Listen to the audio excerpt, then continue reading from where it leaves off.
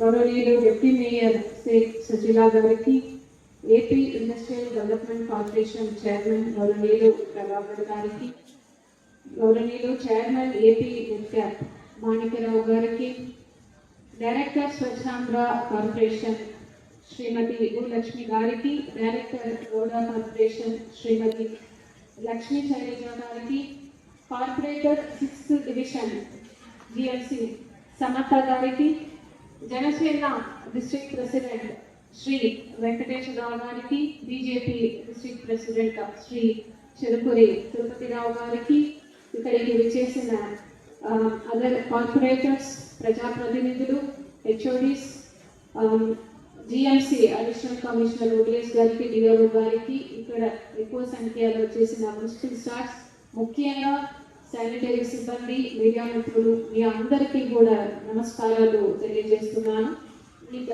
అదేవిధంగా ఇక్కడ మీ అందరినీ కూడా జిల్లా యంత్రాంగం తరఫున ఈ కార్యక్రమానికి స్వాగతం పలుకుతున్నాను. ప్రతి సంవత్సరం కూడా సెంట్రల్ గవర్నమెంట్ నుంచి స్వచ్ఛ సర్వేక్షణ్ సర్వే అవార్డ్స్ అనేది జరుపుకుంటున్నారు.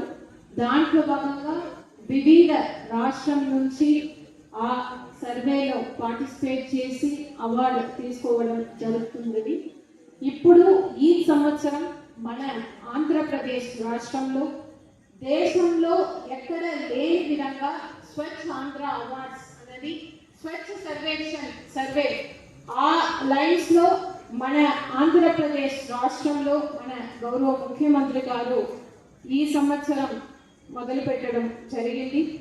సో దీంట్లో భాగంగా ఒక 17 అవార్డు కేటగిరీస్ పెట్టి దాంట్లో సెలెక్ట్ అవ్వడానికి రిగరస్ ప్రాసెస్ అన్నమాట. ఒక 3 స్టేజ్లో ఆ అవార్డు పొందాలంటే 3 స్టేజెస్లో అసెస్మెంట్ జరిగింది. ఫస్ట్ స్టేజ్లో అన్ని ఇన్స్టిట్యూషన్స్ వారు ఒక సెల్ఫ్ అసెస్మెంట్ చేసుకోవాలి. దానికి డిఫరెంట్ పారామీటర్స్ కూడా ఉన్నాయి. ఆ తర్వాత ఆ ఇన్స్టిట్యూషన్స్ ని, అదేవిధంగా ఇండివిజువల్స్ ఎవరైతే రిప్రజెంటేషన్స్ నామినేషన్స్ పెట్టారో వారందరినీ కూడా, అన్ని ఇన్స్టిట్యూషన్స్ ని కూడా డిస్ట్రిక్ట్ లెవెల్ కమిటీ వారిని అసెస్ చేస్తూ ఫైనల్ గా స్టేట్ లెవెల్ నామినేషన్స్ ని పంపి స్టేట్ లెవెల్ నుంచి ఒక థర్డ్ పార్టీ వెరిఫికేషన్స్ అన్ని ఇన్స్టిట్యూషన్స్ ని కూడా చేసి ఫైనల్ గా సెలెక్ట్ చేసినది ఈ అవార్డ్స్. సో మన డిస్ట్రిక్ట్ లో చూస్తే దాదాపు 1,27,000 ఇన్స్టిట్యూషన్స్ అండ్ ఇండివిజువల్స్ ఈ అవార్డు కోసం సెల్ఫ్ అసెస్మెంట్ కేటగిరీ కింద నామినేషన్స్ పెట్టుకున్నారు.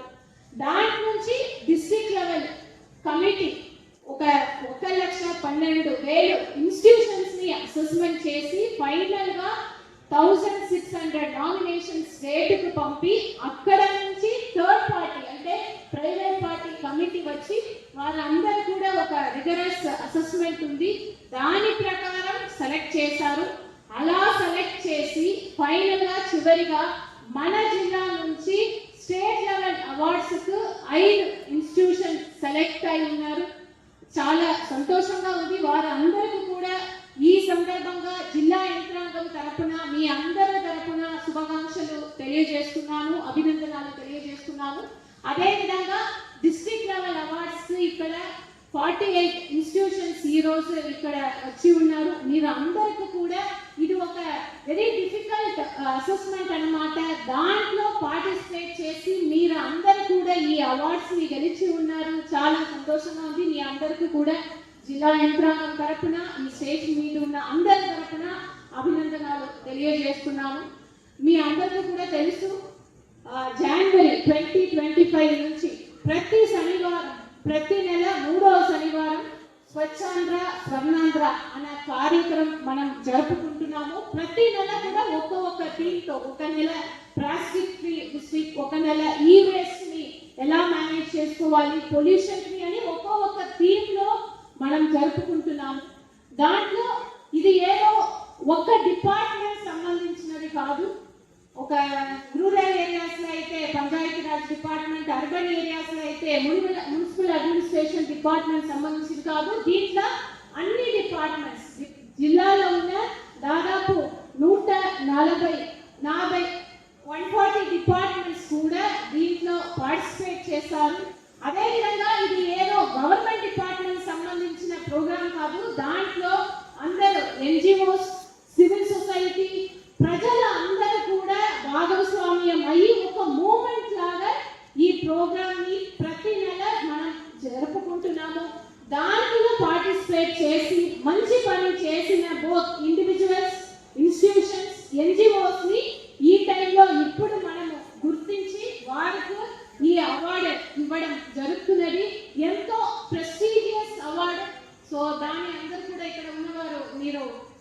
తీసుకోబోతున్నారు.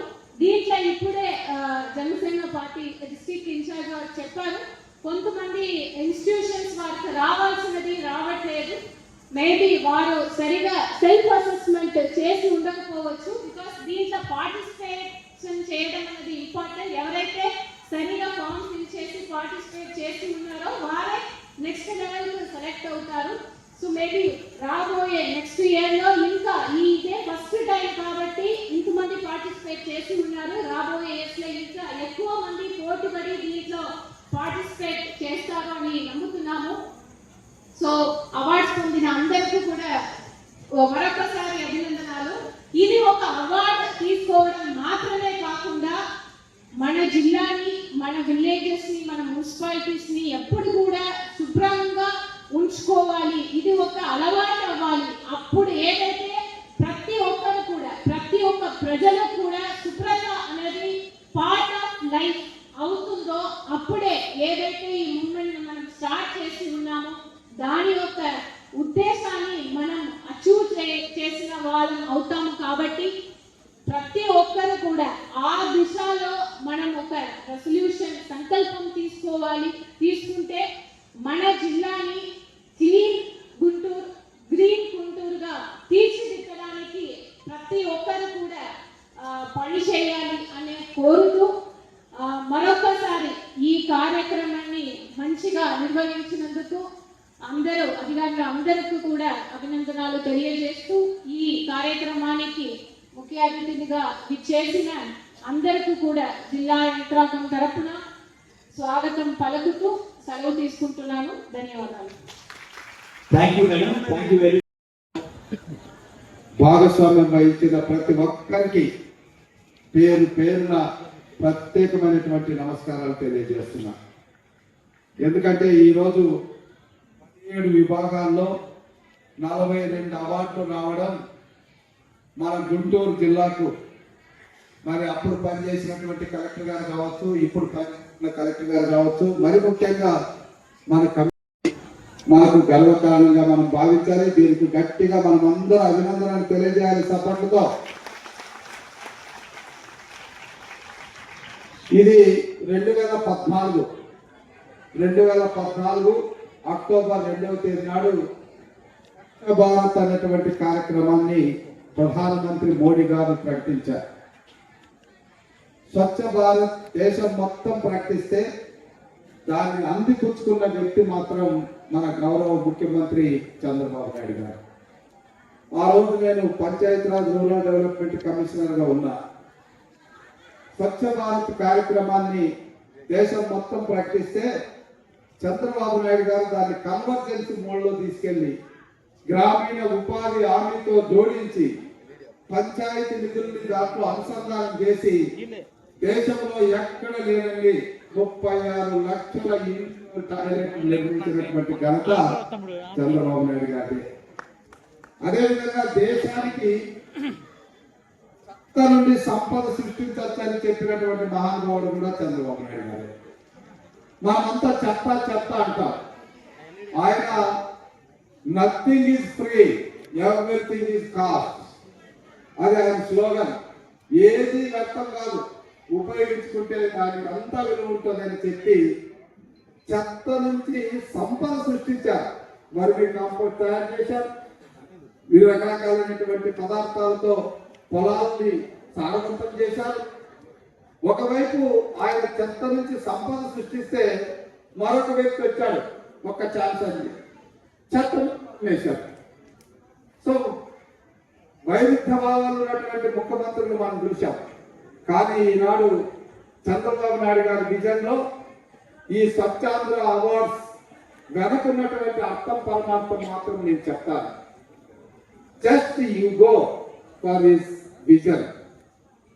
ఆయన విజన్ ఒక్కసారి చూడండి. 2047 నాటికి ఈ రోజు ఉన్నటువంటి మన జీవన ప్రమాణం, లైఫ్ ఎక్స్పెక్టెన్సీ 68-71 మధ్యన మాత్రమే ఉంటుంది. ఆవరేజ్ గా కొంతమంది 80 బతకచ్చు, కొంతమంది 40 పోవచ్చు, అది వేరే విషయం. ఆవరేజ్ గా 68-71 ఉంటే దాన్ని 87-92 తీసుకురావాలనేటువంటి ఆలోచనతో చంద్రబాబు నాయుడు గారు పనిచేస్తున్నారు. అందులో భాగంగానే ఒక్క స్వచ్ఛత అంటే పరిశుభ్రత అంటే రోడ్డే కాదు, పరిశుభ్రత అంటే మన ఇల్లు, మన స్కూలు, మన ఆఫీసు అన్ని రకరకాలుగా 17 విభాగాల్లో కూడా శుభ్రత పాటించాలి అన్నటువంటి ఒక నినాదంతో మరి నెలలో ఒక శనివారం రోజున ఈ కార్యక్రమాలకి అందరూ కూడా పార్టిసిపేట్ చేసేటట్టు చేసి ఈరోజు పరిశుభ్రత అనేది మన అందరి బాధ్యత అని తెలియజేసినటువంటి మహానుభావుడు మాత్రం చంద్రబాబు నాయుడు గారు. దీనికి అన్ని విధాలుగా ఆశీర్వదించినటువంటి వ్యక్తి మోడీ గారు.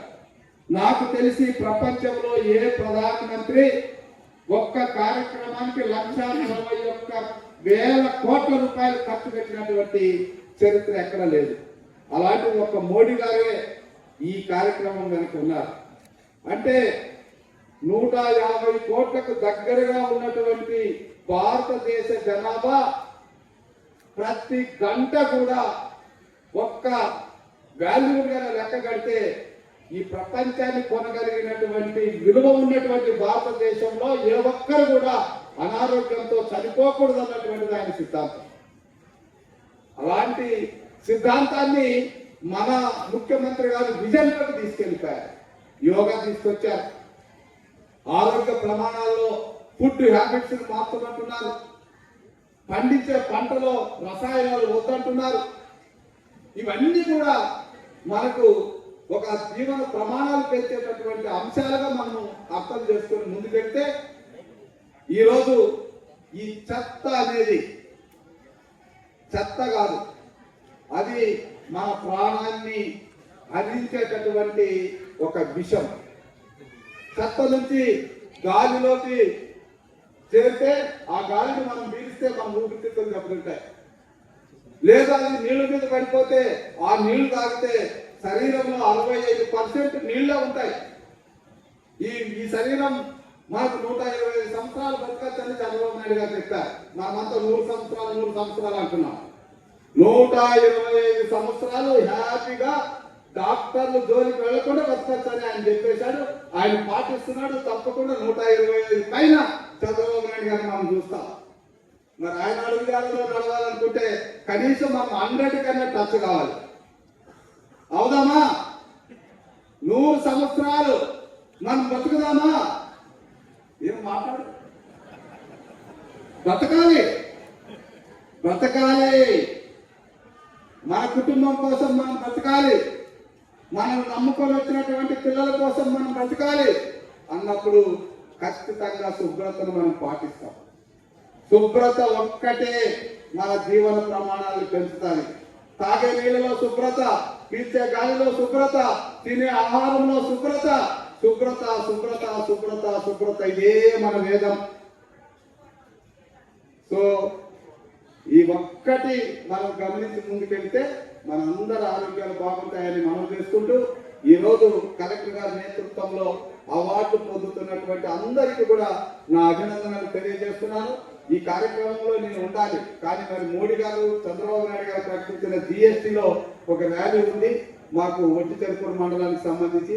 కాబట్టి మీ అందరి అనుమతితో, వేదిక మీద ఉన్నటువంటి పెద్దల యొక్క అనుమతితో నేను మీ వద్ద నుంచి సెలవు తీసుకుంటున్నాను. Thank you very much.